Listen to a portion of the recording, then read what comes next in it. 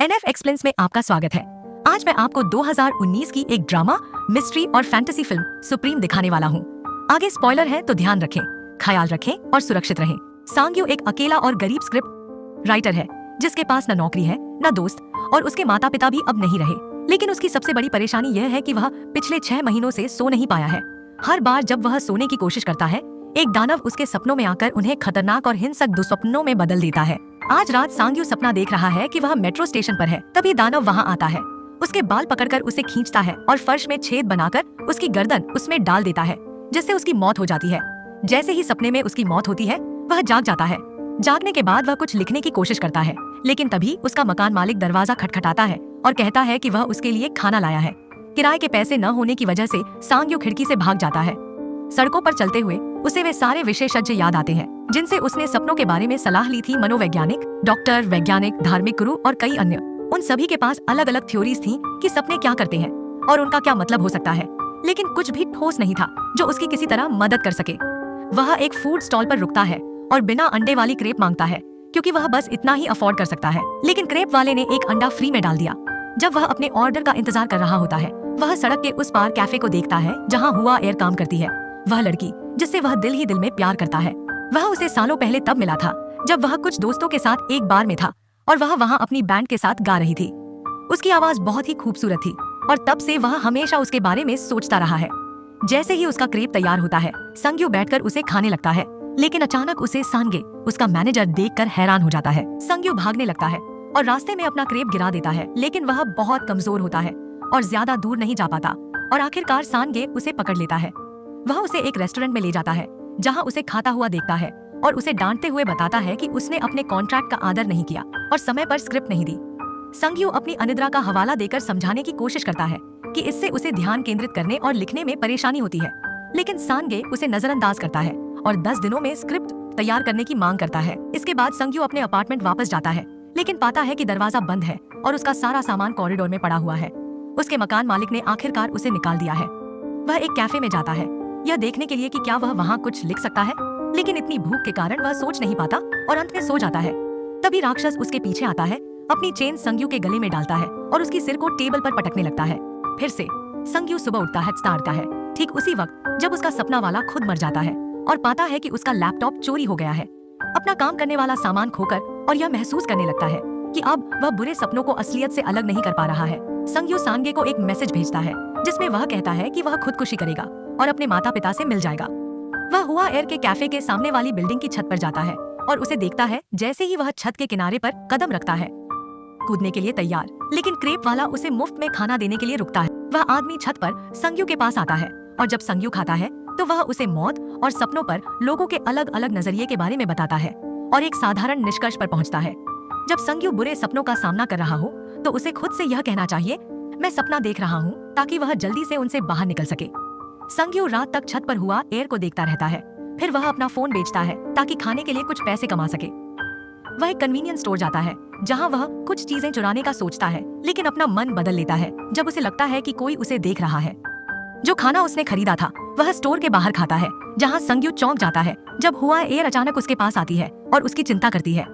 यह बहुत अच्छा लगता है और संग्यू जल्दी ही समझ जाता है कि क्यों हुआ एयर असल में वही राक्षस है जो उसे कांच के खिलाफ धक्का देने लगता है। और यह स्टोर क्लर्क को ऐसा लगता है कि संग्यू किसी पैनिक अटैक का सामना कर रहा है। राक्षस संग्यू को उठाता है और जैसे ही वह उसे अपनी तलवार से घोंपता है, वह उसे खिड़की से बाहर फेंक देता है। संग्यू तलवार को पकड़कर क्रेप वाले आदमी की सलाह याद करता है और खुद से कहता है कि वह सपना देख रहा है, जिससे वह उबर जाता है और ठीक उसी वक्त जाग जाता है जब उसे बाहर फेंका जा रहा था। असल जिंदगी में वह टूटे हुए कांच के टुकड़ों में उड़ते हुए जाता है और जबकि वह चोटिल नहीं होता, वह रहस्यमय तरीके से राक्षस की तलवार अपने हाथों में पाता है। वह भाग जाता है इससे पहले कि एम्बुलेंस जिसे क्लर्क ने बुलाया था पहुंचे, और पूरी रात पार्क में रहता है, तलवार की जांच करता है और यह सुनिश्चित करता है कि वह फिर से सपना नहीं देख रहा है। सुबह वह इसे बेचने के लिए फ्ली मार्केट जाता है और खरीदारों की जल्दी उसे यह समझा देती है कि उसके हाथ में कुछ कीमती चीज है। तो वह एक पॉन शॉप में जाता है जहां उसे तलवार की असल कीमत 20,000 मिलती है। संग्यू वक्त बर्बाद नहीं करता और उसे खर्च करना शुरू कर देता है। वह नया कंप्यूटर खरीदता है, एक अच्छे रेस्टोरेंट में खाना खाता है और एक लग्जरी होटल में ठहरता है। रात होते ही वह कुछ सोने की गोलियां लेता है और अपने यूजुअल सपने के शुरू होने का इंतजार करता है। यह सपना भी होटल में चल रहा है, इसलिए वह अपना रूम छोड़कर हॉलवे में जाता है एक फूलदान उठाता है और कहता है, मैं सपना देख रहा हूँ। लेकिन कुछ भी नहीं होता। वह थोड़ा और एक्सप्लोर करने का फैसला करता है और तभी दानव सामने आता है, जो उसके पीछे एक बड़ी सोने की कुल्हाड़ी लेकर दौड़ रहा होता है। दानव उसे अपने हथियार से मारता है और इधर उधर फेंकता है, जिससे उसे काफी चोटें आती हैं। लेकिन कुछ वारों के बाद सांग्यू कुल्हाड़ी पकड़ लेता है और कहता है, मैं सपना देख रहा हूँ। फिर एक बार वह हथियार हाथ में लेकर जाग जाता है और उसके शरीर पर कोई भी चोट नहीं होती। कुल्हाड़ी वही पॉन शॉप में बेची जाती है और पैसे फिर से तुरंत खर्च हो जाते हैं। सांग्यू अच्छे कपड़े, एक नई कार लेता है और एक बार में कुछ महिलाओं के साथ रात भर शराब पीता है। लेकिन जब वह अपने होटल के कमरे में लौटता है तो वह उन्हें अंदर नहीं आने देता, बस उन्हें टैक्सी के लिए पैसे देता है और फिर सोने चला जाता है। आज रात वह एक नया ट्रिक आजमा रहा है। वह सोने से पहले एक किताब में एक महत्वपूर्ण म्यूजियम की तस्वीरें देखता है और यह ट्रिक काम करता है क्योंकि सपना ठीक उसी जगह होता है जो उसने तस्वीरों में देखी थी। सांग्यू चारों ओर देखता है, सभी एंटिक्स को पसंद करता है, फिर दानव के आने का इंतजार करने के लिए बैठ जाता है। इस बार दानव एक बंदूक लेकर आता है जो उसके प्लान के खिलाफ है। सांग्यू दौड़ने और गोलियों से बचने लगता है, लेकिन आखिरकार दानव उसे पकड़ लेता है और मार डालता है। सांग्यू अपने होटल के कमरे में जागता है, लेकिन क्योंकि वह कुछ भी पकड़ नहीं पाया, वह काम अधूरा छोड़ना नहीं चाहता, इसलिए वह एक नींद की गोली निगलता है। सपने में वापस सांग्यू फिर से दौड़ने लगता है और कुछ गोलियों को विशेष शानदार कूद के साथ बचाने के बाद वह 2 प्राचीन वस्तुएं पकड़ लेता है और कहता है, मैं सपना देख रहा हूँ, और जाग जाता है। इस बार सांग्यू उन खजानों को पेशेवर प्राचीन वस्तु डीलरों के पास ले जाता है जो अमीर संग्रहकर्ताओं के साथ व्यापार करते हैं। सांग्यू उन प्राचीन वस्तुओं के लिए 2 मिलियन प्राप्त करता है और अपने तरीकों के बारे में कुछ सवालों का सामना करता है, लेकिन सौभाग्य से वह सभी सवालों से बचने में सफल होता है। जब वह दुकान से बाहर निकलता है तो एक गुस्से में भरा सांगजी उससे मिलता है, जिसने सोचा था कि वह मर चुका है। सांग्यू उसे एक फैंसी रेस्टोरेंट में खाने के लिए आमंत्रित करता है और उसे स्क्रिप्ट के लिए दिया गया पैसा वापस करता है, यह बताते हुए कि वह अब नहीं लिखता। अगले दिन सांग्यू आखिरकार हुआ एयर के कैफे में प्रवेश करता है और एक लट्टे का ऑर्डर देता है। वह उससे पूछता है, क्या आप मुझे पहचानती हैं? लेकिन वह नहीं पहचानती। वह उससे यह भी पूछता है कि वह कैफे क्यों बेच रही है और वह बताती है कि उसके पास ग्राहक नहीं है और दुकान केवल कर्ज बना रही है। बाद में रात को सांग्यू सांगजी के साथ डिनर करते हुए शराब के नशे में धुत हो जाता है, जो उसकी सफलता का राज है जानना चाहता है। सांगजी सांग्यू को उसके होटल के कमरे में वापस ले आता है और उसे बिस्तर पर लिटाने के बाद वह जाने का नाटक करता है, लेकिन फिर लौटकर सांग्यू के बटुए और चेकबुक की जांच करता है। अचानक सांग्यू जाग जाता है और उसके हाथों में सोने की चेन होती है। अब जब उसे राज पता चल गया है, वह अपने दोस्त से इस नए व्यवसाय में उसकी मदद करने की विनती करता है, जिसे सांग्यू कुछ समय के लिए विचार करता है। अगले दिन सांग्यू हुआ एयर के कैफे को खरीदता है और उसे बताता है कि वह चाहता है कि वह इसे चलाए।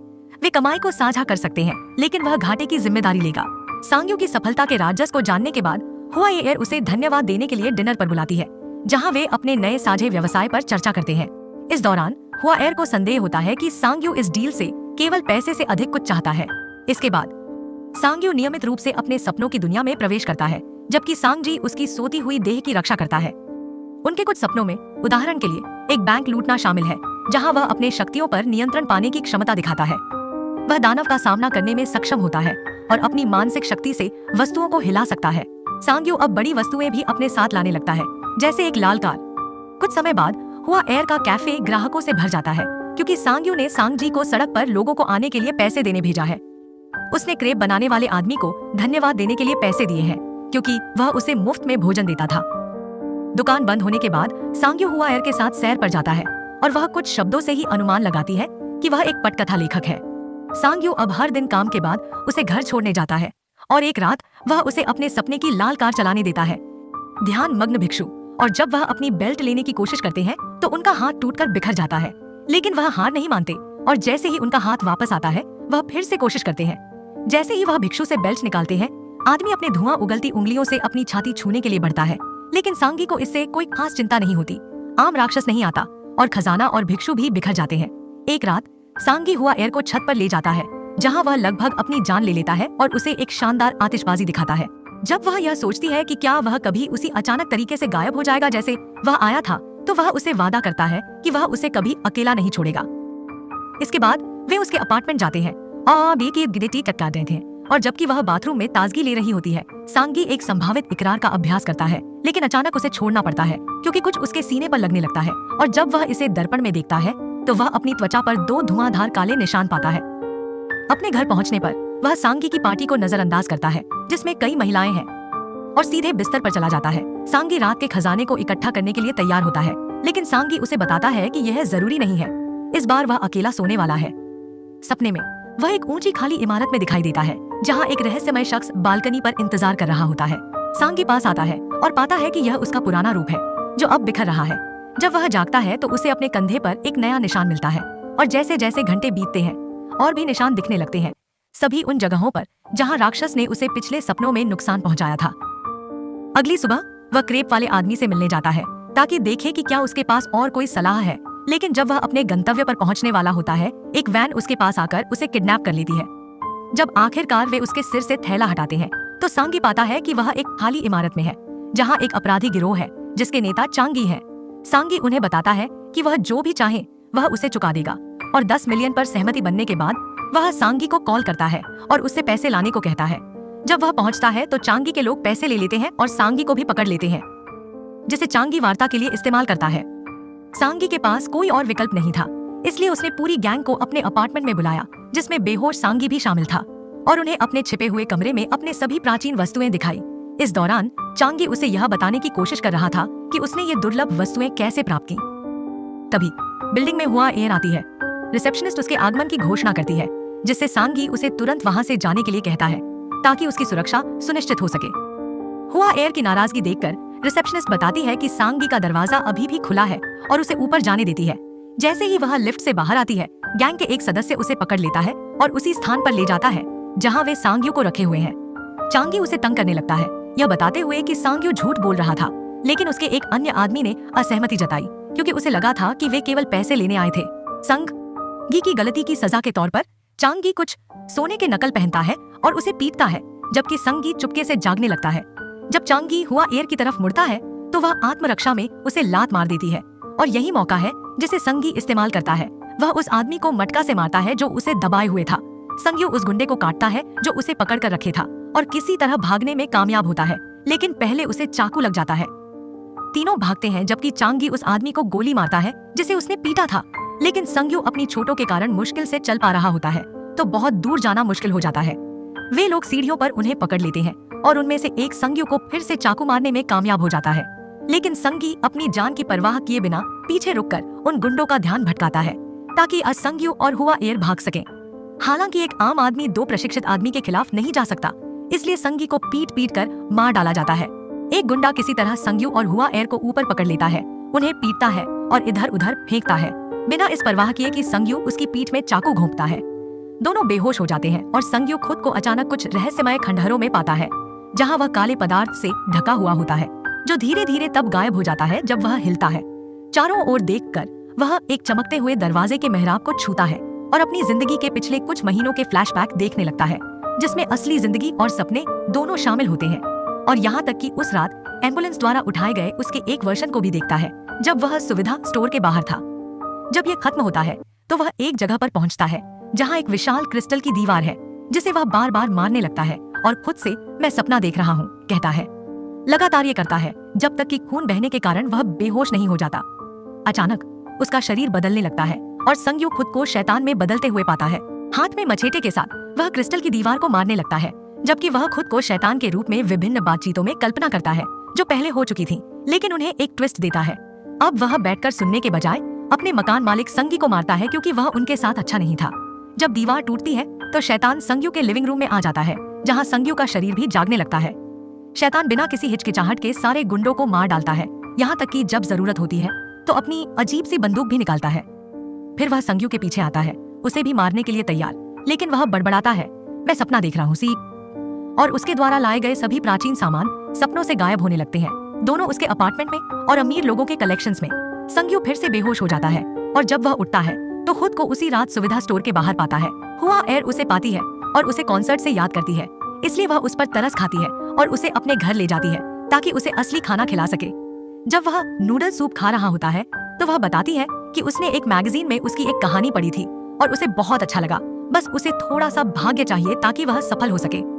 तब तक वह उसे अपने कैफे में काम करने का ऑफर देती है, जिससे वह टूट जाता है और रोने लगता है, और ये पता चलता है कि इस पूरे वक्त हुआ एयर हमेशा जानती थी कि वह उसे देख रहा था।